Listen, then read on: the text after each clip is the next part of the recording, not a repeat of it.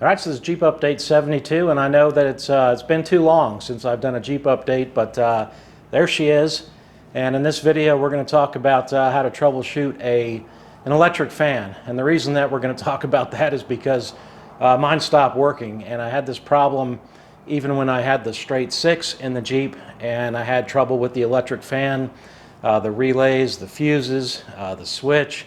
And now that I've got the 350 in here, I was going down the road the other day and my fan wouldn't turn on. It was working earlier in the trip and stopped working and almost overheated. So I got it home. It was running really, really hot and the fan wouldn't come on. So I haven't even worked on it. I did do some research on it, and I'm going to share with you guys what I learned about how to troubleshoot these things. I'm also going to show you guys how to run a bypass so that if something goes wrong with your relay, your switch, your fuse, and your fan's still working, you can flip a switch and bypass all that stuff and go straight to the fan and give it 12 volts.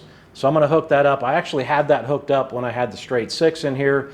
Haven't gotten around to hooking it up with the 350, and should have done it. Wish I would have done it because I could have used it the other day and not ran the risk of overheating my engine. So that's what we're going to talk about today, and I'm going to show you guys, well, before we actually get into that, let me show you the Jeep. I'll let you check out the Jeep. It looks great.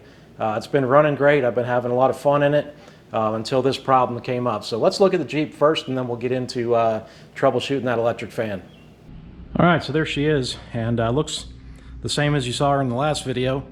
And just like I said, been running great, driving good until this electric fan problem. Everything's holding up really, really well. Really happy with the interior, happy with all the gauges. Those are the Speed Hut gauges, and love the Jeep. Get lots of compliments on it everywhere I go, and love my glove box. Can't beat that. So over here in the engine compartment, everything still looks good. Like I said, the motor, not a problem at all, starts right up.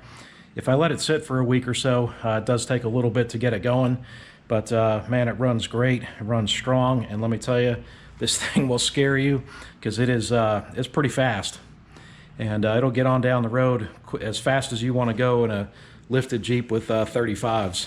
All right, so the only problem with my Jeep right now is that the hood is up, and the hood is up because, as I mentioned, my electric fan stopped working. Let me show you my electric fan right there. And I'm about to tell you guys everything that I know about electric fans and how they work, and it's not a lot, but it's enough to hopefully troubleshoot this thing and get it running again. So kind of the basic way this thing works is there's a switch that goes into your manifold, and these things come at different temperature settings. And you can buy them at different temperature settings, and what that's going to do is send a message, a signal, to your relay. And my relay, again, is right there, and I know that because I installed it. And then that relay is going to then send 12 volts to your electric fan. And that's kind of the basics of how it works. And I did a lot of research on these just to kind of read up about them. And what I learned is that the relays are pretty reliable, fans are pretty reliable, but these switches right here are not very reliable at all.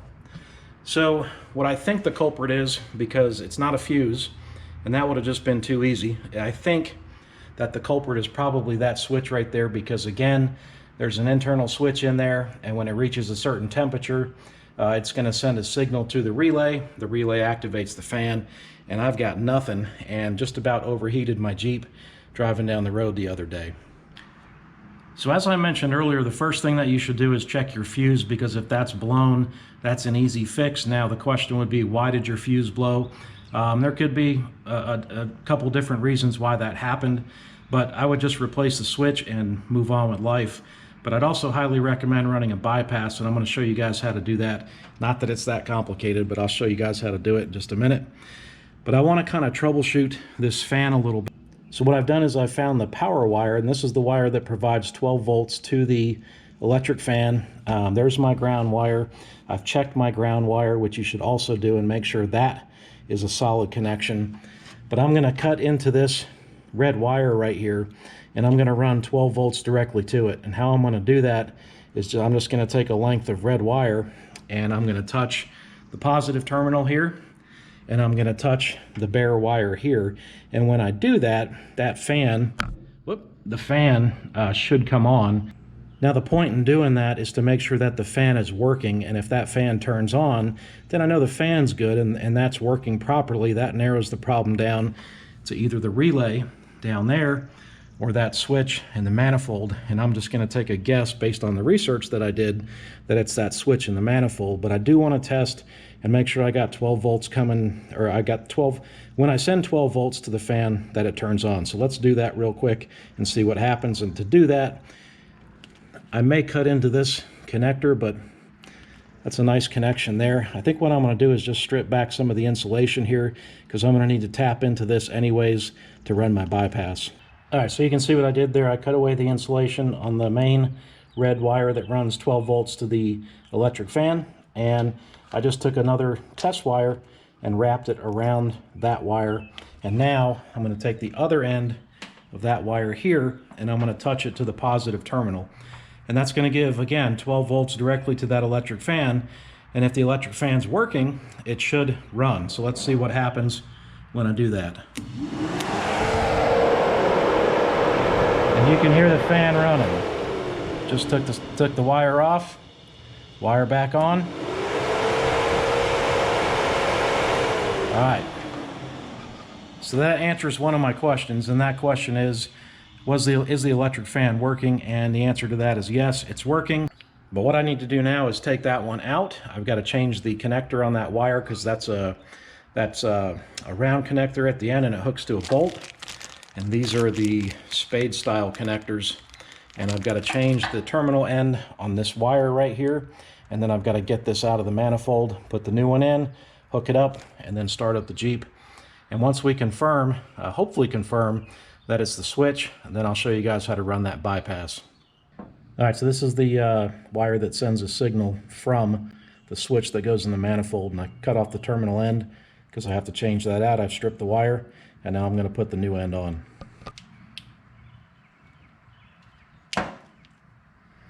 I like to screw these things in really tight so they can't turn anymore. And then I like to verify that I see the wire coming through.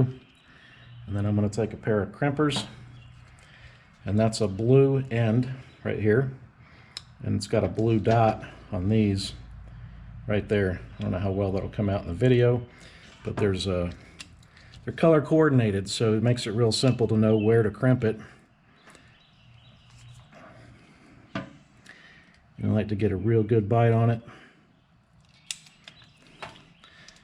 And then this is a ratcheting crimper, so it just kind of, and I squeeze it multiple times, make sure it's on there real good, and then take it out.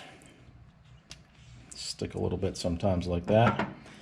And then I like to test and pull on it, make sure that it's not going to come off. All right, so that's done. Now I need to get the actual switch out of the manifold. All right, I'm about to take this switch out. It's an 18 millimeter. And I put a rag down here just in case any fluid comes out, which it probably will. And I have my other fitting ready to go, so I can hurry up and put the new one in.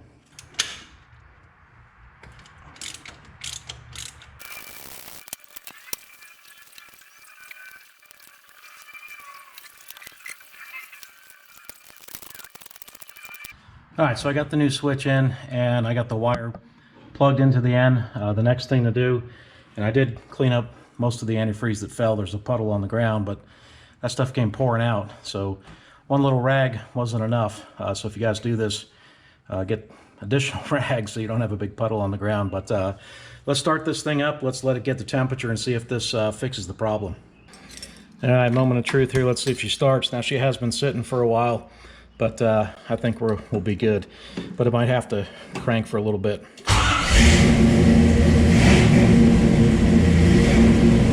Wow, started right up, been sitting for a couple of weeks. That was awesome. This thing's really got a great sound to it.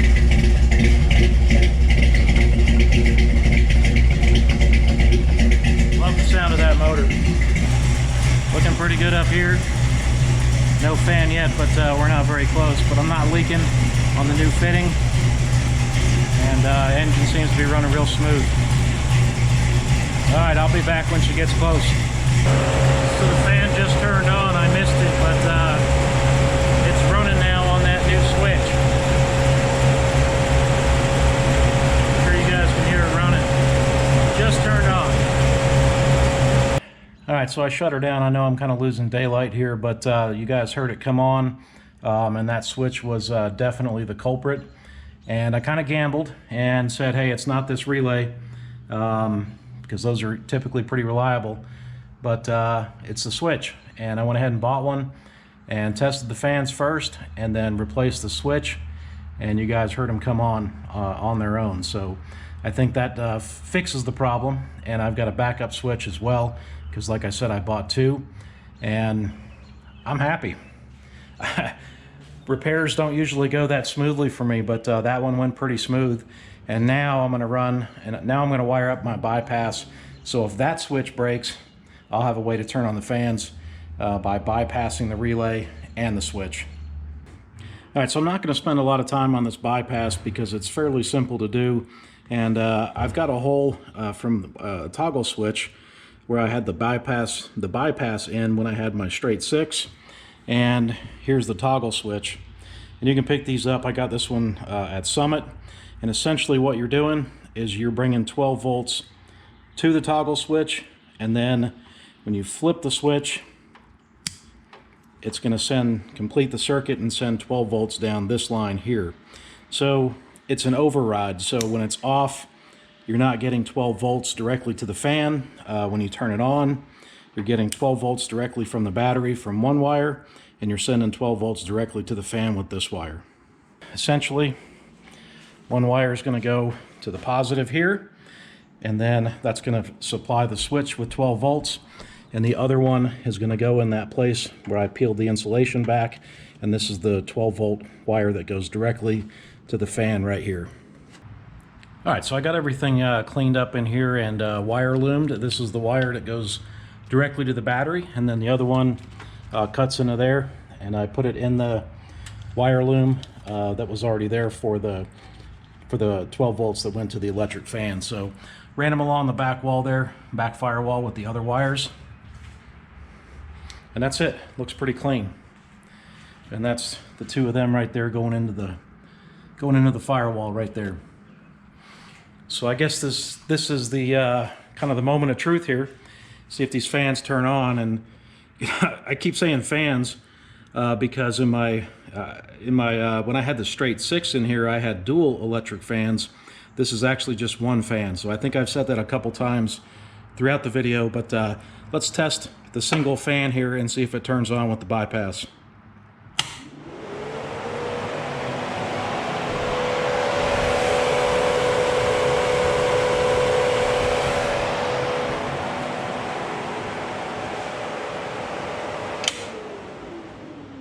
All right, so the bypass is working, and I would say that is mission accomplished. All right, so like I said, mission accomplished, and I've got the fan fixed, and I've got my override hooked up, got the hood down, and confidence to just jump in this thing and drive now and not worrying about it, not having to worry about it overheat or anything like that. Unlike me, who's working in a garage, it's got to be at least 100 degrees, and I don't know if you can see it, but man, I am sweating, and it's hot, and I'm glad this project is over, and I think it's time to go get a cold beer. So hope you guys enjoyed the video. Really appreciate you checking it out. Thank you for your support. And as always, thanks for watching.